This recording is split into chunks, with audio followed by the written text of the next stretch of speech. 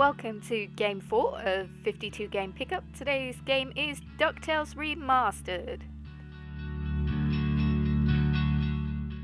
The game is by Capcom and Disney. It is actually a reboot of an old game and is available on all of these platforms.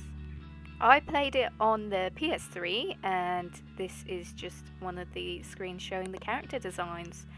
These are all unlockables, but you can see the changes in the new designs versus the old. At the top you have the old characters and then the design drawings underneath.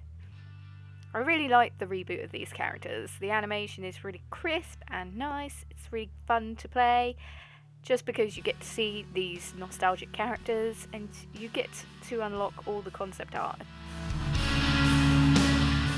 The game starts with you as Scrooge McDuck and you start off in his house with the vault, the classic money pit, where you can swim around and it actually changes depending on how many of the treasures you've unlocked. But as you can see, there's Scrooge having a bit of fun. This is the monitor where you choose your levels, so there's a variety of levels here, which are nice, different scenes and everything, and they're all like the classic, except the graphics are updated.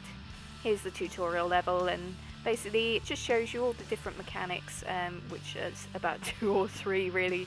The idea of the game is that you collect these gems and you rescue your nephews, which seem to get kidnapped quite a lot. I love the little loading screens in this as well. They're hilarious. They're just the little characters or the enemies doing a little run. Then you have the traditional jumping action adventure element where you have to jump on the enemies and break open the chest to get your treasure. In the menu you just get your map and the inventory is the items you have to collect. It's fairly simple and easy to use. There's also this mode where you can sort of go invincible. It kind of reminds me of Sonic where he just goes yellow.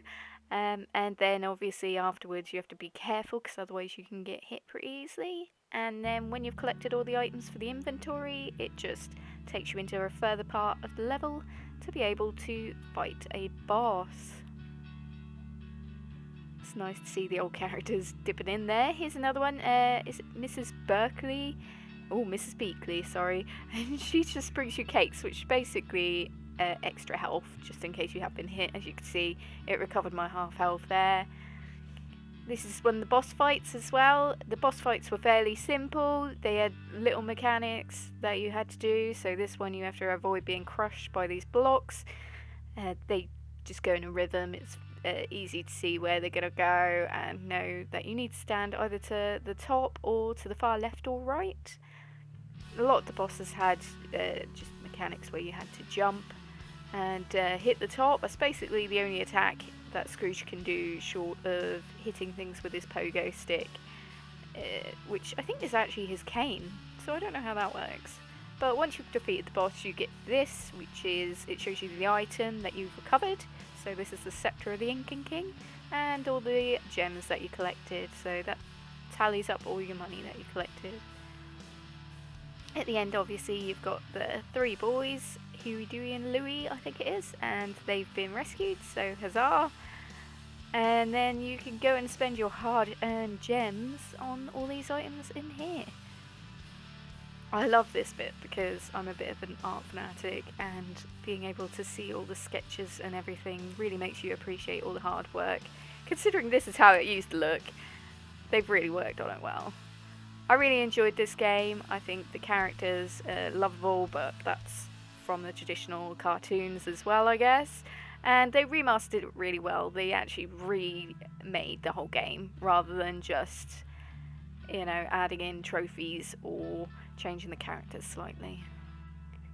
Thanks for watching, guys. That's the end of the video. I hope you'll like and subscribe, and I'll see you next time. Bye!